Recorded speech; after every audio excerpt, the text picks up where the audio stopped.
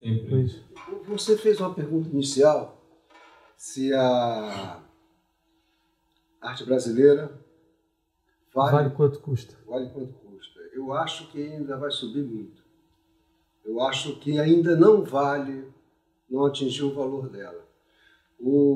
Se você pegar, existem os casos, claro, paradigmáticos de picos de preço, que você deu aí, no caso de duas artistas, que realmente é o caso de se pensar um sujeito com determinada formação, digamos, uma formação mais conservadora, ele pode pensar, em vez de comprar uma artista dessa, por que eu não compro 3 Kurt Schwitters?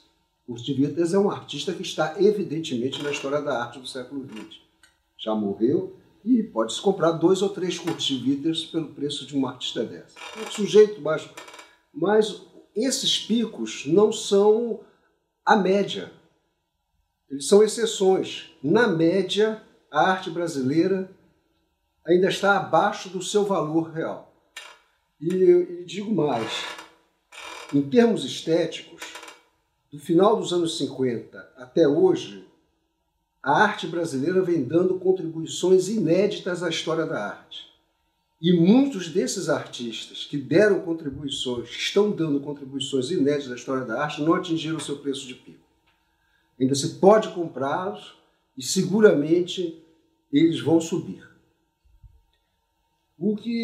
Então, eu não entendo de mercado. Ainda essa semana passada, agora mesmo, semana passada, nós temos amigos de infância que nós nos reunimos de 3 em 3 meses para um almoço. E um desses meus amigos de infância, que era formado em Direito, depois engenheiro de sistemas, de engenharia de sistemas, perguntou: o artista fulano de tal vale como investimento?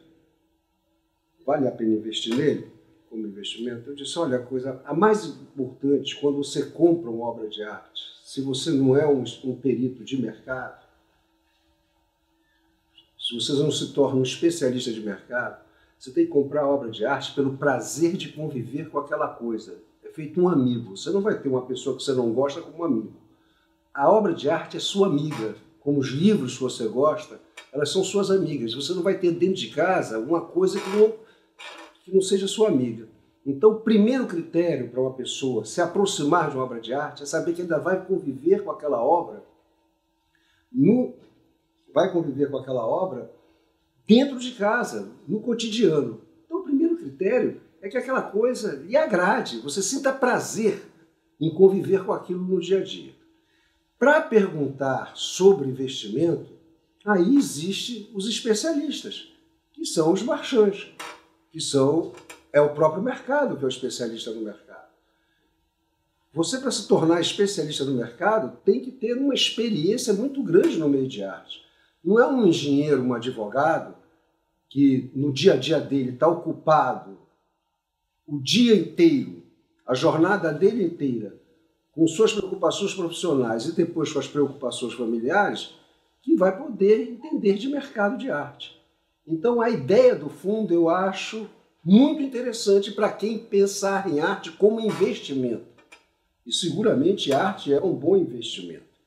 Eu sempre, em diversas palestras minhas, onde se tocava nesse assunto, e eu falava, dando um exemplo brasileiro, nenhuma pessoa, cidadão americano, nenhum cidadão europeu aceitaria pagar 70% a mais do preço de um carro e pagar 200, 300, 400 mil dólares por um automóvel. Por quê? Porque seguramente esse automóvel de 200, 300, 400 mil dólares, dentro de 5 anos, não vale a metade disso. A probabilidade de uma obra de arte cair a metade do seu valor em 5 anos é ínfima. No mínimo ela vai manter o valor, se não se valorizar muito. Eu conheço uma obra de arte que na época que eu adquiri, custava, não faz tanto tempo assim, faz exatamente 23 anos, ela custava 9 mil dólares e o valor de mercado dela hoje é 140 mil dólares. Então, na época que eu comprei, e quando eu falei com o artista que estava acontecendo isso, só a obra que você me vendeu em 1989 por 9 mil dólares, hoje vale 140 mil dólares, Ele disse, naquela época ninguém queria comprar, né, Paulo Sérgio? Hoje faz fila. Então, o que eu quero dizer é o seguinte, essa questão do mercado é para especialista. Ou seja, o leigo... Eu não sou especialista em mercado. Eu, se eu precisar me aconselhar, eu vou procurar meu amigo Heitor Reis, vou procurar determinados marchands para me orientar se eu pensasse em arte como investimento. Mas eu, enquanto crítico de arte, professor de História da Arte, eu penso na arte pelo prazer que ela me dá na convivência cotidiana com ela. Eu sinto um imenso prazer em conviver com as obras que estão na minha casa. A maioria delas, evidentemente, eu não adquiri. A maioria delas foi presente de meus amigos artistas. Quase a totalidade delas foi presente da convivência. Né? Eu fui formado não somente pelos livros, pelos cursos que frequentei, pelas universidades onde eu estive, eu fui formado, sobretudo, por acompanhar os trabalhos no ateliê dos artistas, assistir ao desenvolvimento de certos artistas da minha geração durante décadas. Eu convivi, por exemplo, desde 1971, acompanho o trabalho do Antônio Dias. Desde 1978, eu acompanho o trabalho. Desde 74, eu acompanho o trabalho do Tunga. Desde 78, eu acompanho o trabalho do Valtércio, do Vergara, do Eduardo Suede. Então, essa é parte da minha formação.